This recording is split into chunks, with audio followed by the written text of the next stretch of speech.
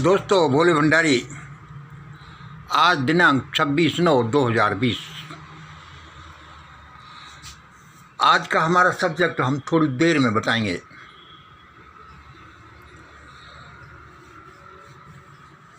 अभी हम थोड़ा सा आपको इसका बेसिक बैकग्राउंड दे देते हैं। कल जो हम अपने भाषण में बोल रहे थे, देखो ये 3 ट्रायंगल हमने बताए। ये इनको रिप्ले कर करके देखना, कल वाले में देख सकते हो, लेकिन मैं अभी भी आपको बता देता हूँ। पहला ये ट्रायंगल ए, इसमें एक जगह भारत परिवार, दूसरी जगह गांधी नेहरू परिवार, तीसरा संघ परिवार। दूसरा बी ट्रायंगल है, ये हमारे ब्रह्मांडीय मास्टर फार्मूला, ग्रेट इंडिया फार्मूले के हिस्से हैं। दूसरा बी क्या है, इसके 1, 2, 3 हिस्से हैं। Survival of the fittest, survival of everybody and survival by third factor. तीसरा वाला है XYZ, law of Karma, law of gratitude, law of third factor. मैंने आज ये इसलिए बोले कि मान लो मेरा कल का वीडियो नहीं मिले या डिलीट हो जाए किसी तरह से, तो यह आपको दोबारा इनको रिप्ले कर करके देख लेना है, क्योंकि इन सारे डायग्रामों से आज का हमारा रिजल्ट, हमारा सब्जेक्ट वह निकलेगा। इनसे कैसे निकलता है ये आपको देखना है। और ये थर्ड फैक्टर वाला है, ये आपको मालूम करना है ध्यान की अवस्था में जा कर के। अब आप ये देखिए, यह हमारा पहला, दूसरी तरफ का ये ट्रायंगल है। हमारी दुनिया कैसे चलती है, ये 3 डायमेंशनल इस तरह से चलती है। एक इसका है भौतिक, दूसरा है मानसिक, तीसरा है इसका आध्यात्मिक पक्ष। ये तीनों पॉइंट इस ट्रायंगल में लगे हुए हैं, ये इस दुनिया को चलाते हैं। ये भौतिक दुनिया है, मानसिक दुनिया है, आध्यात्मिक दुनिया इसमें। इसको हम अपने दूसरे डायग्राम में इस तरह से बताते हैं। देखिए, ये तराजू जैसा है, ये संसार तराजू जैसा है, चलता रहता है, इस एक्सिस पर घूमता रहता है। एक्सिस पर नहीं घूमता, इस तराजू के इस पर ये दोलन करता रहता है। यह ABC, A वही भौतिक संसार, B वही मानसिक संसार और C वही आध्यात्मिक संसार। ये किस तरह से हैं? देखिए, भौतिक इतना बड़ा है कि सारा हमें भौतिक ही भौतिक दिखाई देता है। ये धन दौलत, सत्ता, मीडिया, ये सारा पानी, ये ज़मीन, ये सारी चीज़ें हमको भौतिक, और हम सोचते हैं ये संसार ही सारा संसार है। यह इतना बड़ा है कि इसने सारे मानसिक वर्ल्ड को भी घेर रखा है। और तीसरा जो आध्यात्मिक संसार है हमारा C, ये भी इसमें समाया हुआ है। इसका पता नहीं चलता कि वो आध्यात्मिक संसार क्या है।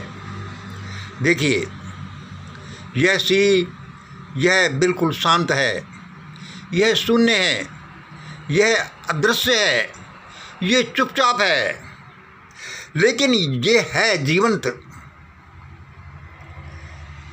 यह है सर्वशक्तिमान, यह है सब कुछ करने वाला। और ये भी हमारा है मानसिक संसार। तो ये क्या है कि तीनों एक ही चीज़ हैं और तीनों एक तरह से संचालन में अलग अलग भी हैं। फिर देख लीजिए, ये हमारा डायग्राम, ये तराजू जैसा दुनिया चलती रहती है, ऊपर नीचे बैलेंस होता रहता है। A भौतिक संसार, B मानसिक संसार, C आध्यात्मिक संसार। B है जो मानसिक संसार, ये मिडिल का पॉइंट है।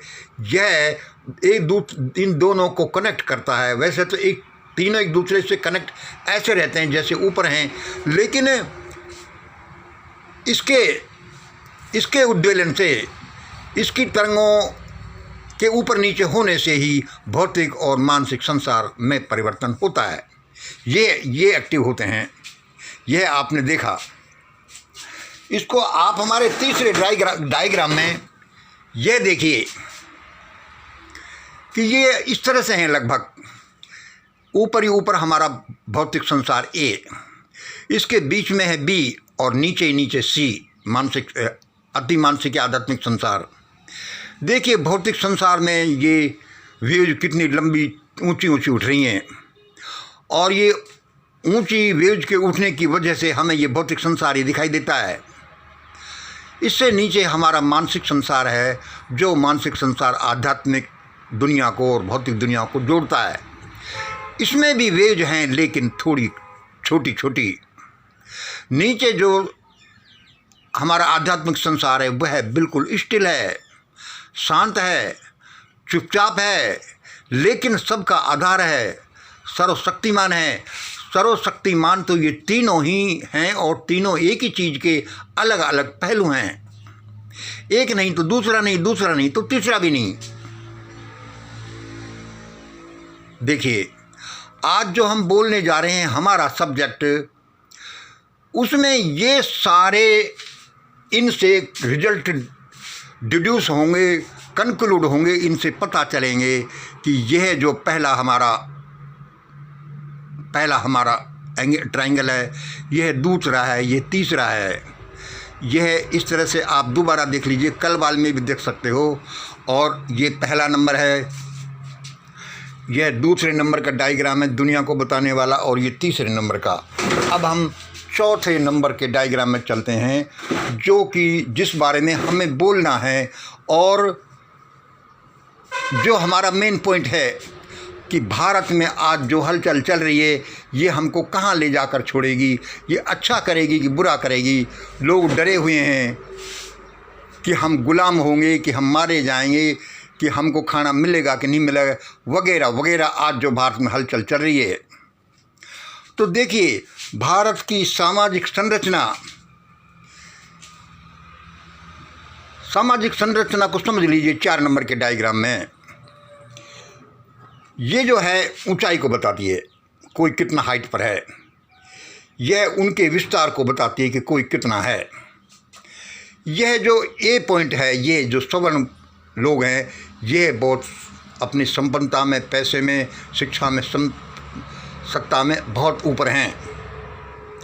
ये लगभग 15-20% सवर्ण का ये है। उसके बाद में ये ओबीसी ग्रुप आता है। देखिए ये ओबीसी ग्रुप, ये जो लगभग 50% हैं, जिसमें कि कुछ जातियां काफ़ी विकसित हैं, उससे फिर कम, और कम जातियां उससे फिर कम, उसके ये इसमें हमने B1, B2, B3, B4 दिया है। ये ओबीसी को हमने B बोला है। उससे नीचे है SC ST ग्रुप आता है, बड़ा सर्वहारा गरीब तबका आता है, और ये लगभग 30% है। और ये 30% जो है बिल्कुल गरीब है, मार्जिनल है, इसकी बड़ी दुर्दशा है, इसकी कोई सुनता भी नहीं है। और ये इस तरह से, और इसको दलित वर्ग भी हम कहते हैं। तो दोस्तों देखिए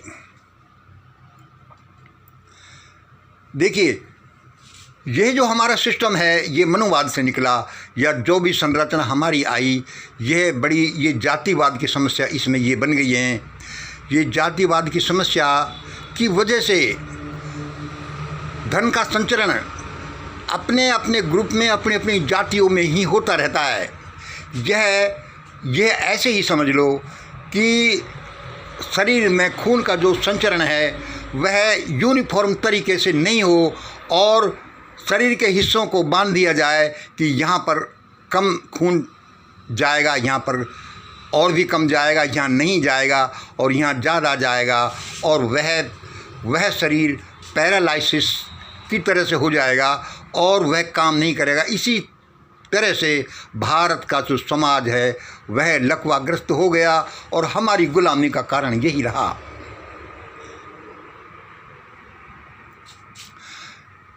इसमें लंबा चौड़ा बताने की बात नहीं, आपको ये हिंट देने की बात है। हम जो मेन अपना सब्जेक्ट बता रहे हैं उसी पर ध्यान देंगे, उसी पर थोड़ा सा ही बोलेंगे, लेकिन बताएंगे कि इन सब से क्या रिजल्ट निकलता है, और वही निकलता है जो हमारा सब्जेक्ट है। और यदि हम नहीं चेते तो ऐसा ही होगा।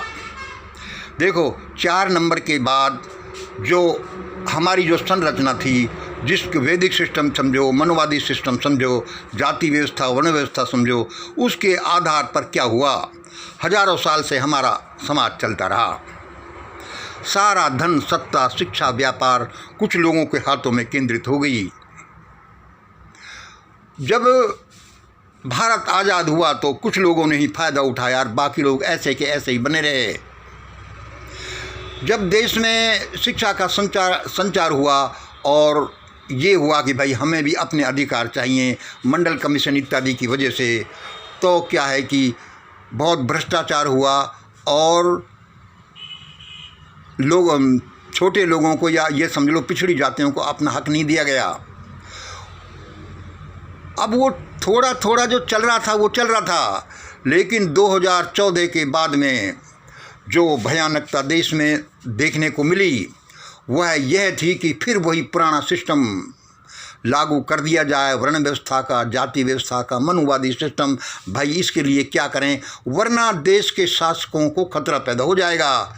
तो इसके लिए सबसे पहले भाई ईवीएम को कब्जे में किया गया। पब्लिक वोट दे या नहीं दे, यदि ईवीएम हमारे कब्जे में हुआ है तो ईवीएम चोरी हुआ। और जैसा वामन मिश्रा में जो लोग कहते हैं कि दोनों बड़ी पार्टियां इसमें शामिल थी, डिटेल में मैं नहीं बोलूँगा। ये एक भयानक पक्ष है भारत का, जो 135 करोड़ लोगों के साथ में धोखाधड़ी हुई। और उसके बाद देखिए मीडिया को खरीदा गया। जिस देश के 80% लोग लगभग अशिक्षित हैं, वहाँ पर टीवी जैसा बोल दे वो वैसा ही मान लें। इसलिए सत्य को गलत और गलत को सत्य ठहराया जा सकता है। और मीडिया ने जैसा कहर देश में मचाया है उसका तो कोई शानी नहीं। मीडिया को खरीदा गया, ईवीएम को कब्जे में कर लिया गया। उसके बाद भाई और क्या करें, समाज को कब्जे में करो भाई, सीएए लाओ, सीएए की चैन से इस समाज को बांधो जिससे कि ये दड़बों में चूजे जैसे बन जाएं। फिर अब क्या करेंगे, फिर हमारा ही शासन रहेगा। उसके बाद अभी जो हम सुन रहे हैं मेडिकल चिप, वैक्सीनेशन इत्यादि का, भाई ये करो जिससे कि इनको कब्जे में किया जा सके।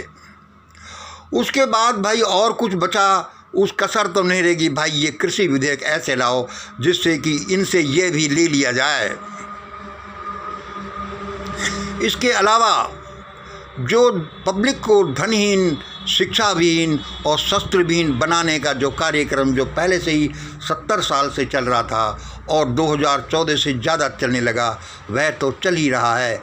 अब देश की जनता कहाँ भाग कर जाएगी। देश में ऐसा सिस्टम चालू कर दो जैसे चाइना में 1 मैन 1 पार्टी सिस्टम है। देश दुनिया करी क्या लेगी, 135 करोड़ हो चाहे 1000 करोड़ हो, पुतिन जैसा सिस्टम चालू कर दो, नॉर्थ कोरिया जैसा सिस्टम चालू हो जाए, फिर भाई हमारे मौज ही मौज रहेगी। यह देश में यह लड़ाई चल रही है, सिर्फ यही कोरोना में है, यही सारे आंदोलनों में है। देश के विकास की तरफ कोई ध्यान नहीं दे रहा और ये कर रहे हैं। सबके मूल में यही है। मंदिर की आवाज़ सुनते हैं या गाय गोबर की सुनते हैं या जो कुछ भी सुनते हैं कि भाई यही चलाओ और किसी का नाम ही मत लो, क्योंकि हमें सत्ता रखनी है और यदि हमारी सत्ता नहीं रही तो हम नष्ट हो जाएंगे। ऐसे ही जैसे कि मैं एक दिन बोल रहा था कि भूखे भेड़ियों को भोजन मिलेगा या फिर खरगोश की जान बचेगी। इन सारे फैक्टर्स का आप अध्ययन करते हैं, ये जो मैंने बताया है। और वैसे भी आप लोग बुद्धिमान हैं, पढ़ते रहते हैं, सारा सुनते रहते हैं। इसलिए हमारे आज का सब्जेक्ट निकला जो लगभग मैं लास्ट में बता रहा हूँ, क्योंकि वह सब्जेक्ट है ही बड़ा कड़वा। इस बारे में मैंने अध्ययन बहुत किया है, बहुत अध्ययन किया, बहुत सोचा है। और जो आज मैं सब्जेक्ट लिख रहा हूँ वह मेरा 40 साल पुराना सब्जेक्ट है कि ऐसा होगा भारत में, जहाँ ऐसी संरचना है, ऐसी जो न्याय व्यवस्था है, ऐसा जहाँ होता है वहाँ तो ऐसा ही होगा। जैसा लोग बताते रहते हैं हम भी बताते हैं। इसलिए आज का हमारा विषय निकला दिनांक 26 सितंबर 2020। मेरे प्रिय भारतवासियों, मेरे प्रिय भारतवासी, मेरे ग्रेट इंडिया फार्मूले को 99.99% लोग मानेंगे। 99.99% लोग मानेंगे। उसके बाद सुनो, मान लो नहीं मानते, मान लो नहीं मानते, तो भारत में दशकों तक ऐसा भयानक नरसंहार शुरू होगा। तो भारत में दशकों तक बड़ों से छोटों की तरफ से चलता हुआ भयानक नरसंहार शुरू होगा। दोस्तों, हजार बातें हैं इसमें, आध्यात्म है, परमात्मा है, भौतिक संसार भी है, सारे सब्जेक्ट इसमें आ जाते हैं, सारा भारत आ जाते, सारे लोग आ जाते हैं। और यदि और उसमें क्या है कि हमारे अध्ययन से, रिसर्च से यही निकलता है कि ये जो ग्रेट इंडिया फार्मूला जिन पॉइंट्स को बताता है, चाहे मेरे नाम लिया जाए नहीं लिया जाए, लेकिन मानना तो यही पड़ेगा। और यही यदि ये नहीं माना गया तो भारत में ऐसा ही होगा। 10 करोड़ तक भयानक नरसंहार शुरू होगा देश में। और उसमें किस तरह से लोग मारे जाएंगे, बड़े से लेकर बड़ी मछलियों से शुरू होकर छोटी मछलियों की तरफ आएगा और मारे जाएंगे।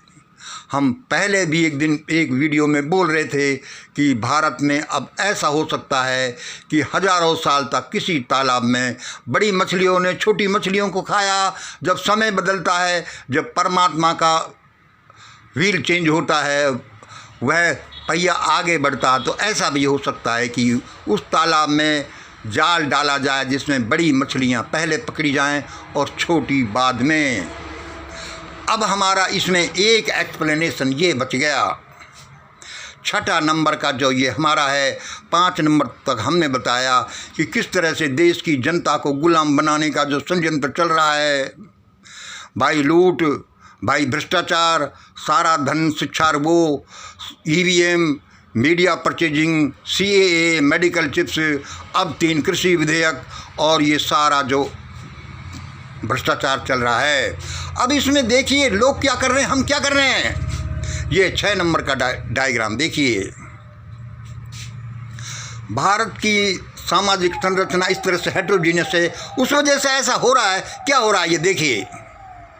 भारत में कुछ भी दिक्कत किसी को होती है तो भारत के लोगों का सबका दिल नहीं दुखता, सिर्फ उनका दुखता है जो उस जाति के लोग हैं। और यही सबसे भयानक चीज़ है। आज किसी जाति के, मान लो नॉर्मल रूप में कोई मर्डर हो गया तो सारे लोग इकट्ठे होंगे कि भाई हमारी जाति का आदमी मारा गया, आ जाओ भाई आ जाओ। और दूसरी जाति का मारा जाता है तो उनका हृदय उद्वेलन नहीं करता, कंपन नहीं करता। वो कहते हैं कि भाई हम इसमें क्या करें, ये तो लॉ एंड ऑर्डर का केस है। ऐसे ही दूसरी कोई भूखा मरता है या कोई रेप होते हैं या कोई और तरह का होता है तो इस देश का हृदय कंपायमान नहीं होता, सिर्फ जाति का हृदय कंपायमान होता है। एक तो अशिक्षा ही बहुत। अच्छा देखिए कितना हमारे देश में भ्रष्टाचार चलता रहा, राफेल चलता रहा, EVM चलता रहा, पुलवामा हुआ, लेकिन किसी ने एजिटेशन नहीं किया। ये अलग बात है, थोड़े से कोई बामन मेश्राम जी और कुछ बड़े लोगों ने जो किया वे करते रहते हैं, कुछ तो ऐसे निकलेंगे, लेकिन देशव्यापी आंदोलन नहीं हुआ। और ऐसा नहीं लगता कि देश की आत्मा इससे कांप गई हो और हम सबको मिलकर काम करना चाहिए। अरे ये हमको इफेक्ट थोड़ी करता है। देखिए गुर्जरों के विषय में अपने हितों के लिए किया, गुर्जर आंदोलन हुआ, 60 लोग मारे गए और झट से शासकों को 5% उन्हें देना पड़ा। हरियाणा में जाटों ने अपना आंदोलन किया, गुजरात में पटेलों ने अपना आंदोलन किया। जिसके हितों पर कुठाराघात होता है वह आंदोलन करता है और सबल होता है तो वह अपना हक ले लेता है। 2 अप्रैल 2018 को SC/ST एक्ट पर चोट हुआ और इस देश के अनटचेबल्स ने, कह दो भंगी चमार लोगों ने, गरीब लोगों ने आंदोलन किया और इस देश को अधर उठा लिया। देश की न्यायपालिका कार्यपालिका, राष्ट्रपति सब जाकर उनकी नाक को पकड़ करके उसको वापस कराया कि ऐसा करो, और हुआ। सीए हुआ। सारा देश कहता है इसको, हमको इससे क्या चिंता है, इसमें तो पहले ये मुसलमान इफेक्ट होंगे, और बहुत कम लोग दूसरे आए।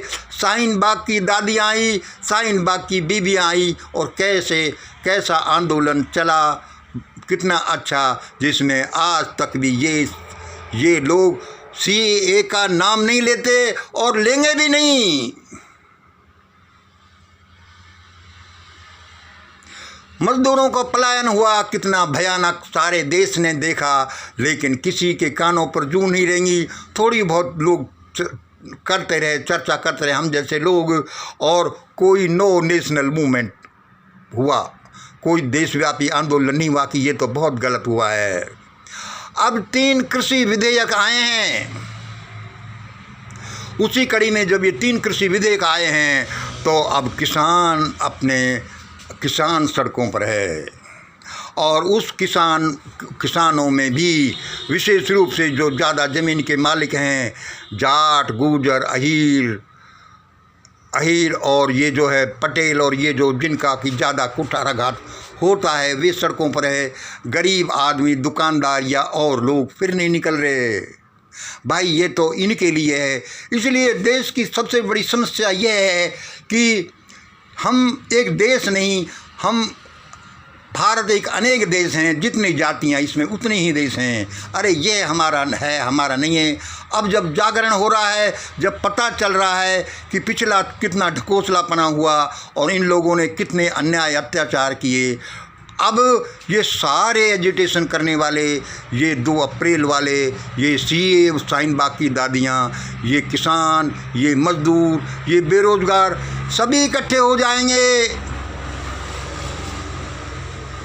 और देश में सुधार होगा। और वह सुधार इसी फार्मूले के आधार पर होगा। और पहले हम ये कहते हैं कि पहले उद्वेलन आंदोलन क्यों नहीं हुए, पहले परमात्मा ने क्यों नहीं, हम इसमें परमात्मा का पक्ष रखना भूल ही गए, क्योंकि परमात्मा एक बड़ी चीज़ है। लेकिन परमात्मा कब करता है, जबकि उसकी दुनिया में उद्वेलन होता है। जैसे राष्ट्रपति, प्रधानमंत्री एक्शन लेते हैं, कब लेते हैं, जबकि ज़्यादा एजिटेशन होते हैं। इसी तरह से आध्यात्मिक दुनिया में भी हलचल जब होती है, जबकि किसी के मानसिक संसार में हलचल होती है। यदि मानसिक संसार में हलचल नहीं हुई, तो आध्यात्मिक संसार से मतलब परमात्मा से कोई उसमें सहायता बहुत कम मिलती है, नहीं मिलती है। जैसा कि पहले हुआ, कितने लोग मर गए, कितनों के साथ अन्याय अत्याचार हुआ, लेकिन परमात्मा नहीं आया, क्योंकि वह भी तभी आता है, भाई पहले तुम कुछ करो जब मैं भी करूँगा। वो फिर एक अलग बड़ा प्रश्न है, हम ईश्वर के बारे में कभी किसी दिन बताएंगे। इन सभी का अध्ययन करने के बाद, बड़ा विशेष अध्ययन करने के बाद, 40 साल इस बारे में रिसर्च करने के बाद हमारा ये रिजल्ट निकलता है। इसको चाहे ये समझ लो कि हमारे रिसर्च का रिजल्ट है, या परमात्मा ने, फरिश्तों ने हमको ये दिया है, और उसका रिजल्ट ये निकलता है कि मेरे प्रिय भारतवासी, मेरे ग्रेट इंडिया फार्मूले को जो भी यह बताता है, 99.99% तक लोग मानेंगे। मान लो नहीं मानते हैं, तो भारत में भयानक परिस्थितियाँ ऐसी पैदा होंगी जो दशकों तक चलेंगी, और इसमें भयानक नरसंहार होगा। और ये नरसंहार बड़ों का पहले होगा, छोटों का बाद में होगा। हमने तो यही जाना, इस आध्यात्म ने, इस परमात्मा ने ऐसा ही बोला है। इसलिए लोगों, सारे लोग चेत जाओ, सभी लोग सड़कों पर आ जाओ। ऐसा मत करो, कभी गुर्जर आते हैं, कभी SC/ST के आते हैं, कभी शाहीन बाग की दादी आती हैं, कभी वो आती हैं। सबका, दूसरे का काम भी हमारा काम है। आज हम दूसरों के लिए आते हैं, असल में एक काम सबका काम है। भारत में यदि हम नहीं चेते, तो ऐसी भयानक परिस्थितियां आएंगी कि जिनकी कल्पना नहीं की जा सकती, जिसके बारे में हम बोलते ही रहते हैं। और आज भी हमने बोला है कि यदि ये फार्मूला नहीं माना गया तो ऐसा ही होगा। लेकिन मुझे आशा है कि 99.99% लोग इसको मानेंगे। और इसमें ऐसा नहीं कि मैं कोई पटेल बन जाऊंगा, ये फार्मूला है। मैंने तो एक सैद्धांतिक पक्ष दिया है। जो भी इस तरह के पॉइंट्स को मानेंगे, और ये तो जनरल पॉइंट हैं और इन्हीं पर आकर टिकना है। जैसे कि आदमी का जीवन चलना है तो भाई वे हवा, पानी और भोजन पर चलेगा, ऐसे ही ये पॉइंट हैं कि 30% plus 50% plus 20% equal to 11 great India equation. सबको अपना हक दोगे तो अब चलेगा ये। पहले जो चल लिया वेजिटेरियन बनना है, ये निरीह जीवों का नरसंहार बंद करना है। इस तरह के 2-4 पॉइंट आगे चलेंगे तभी देश चलेगा, वरना बड़ी भयानक परिस्थितियाँ होंगी। और हम ये आशा करते हैं कि भारत से वो भयानक परिस्थितियाँ टल जाए, भारत बचे ही नहीं, एक महान राष्ट्र बनेगा, ऐसी हमारी आशा है। आज नहीं, जय हिंद, जय भारत।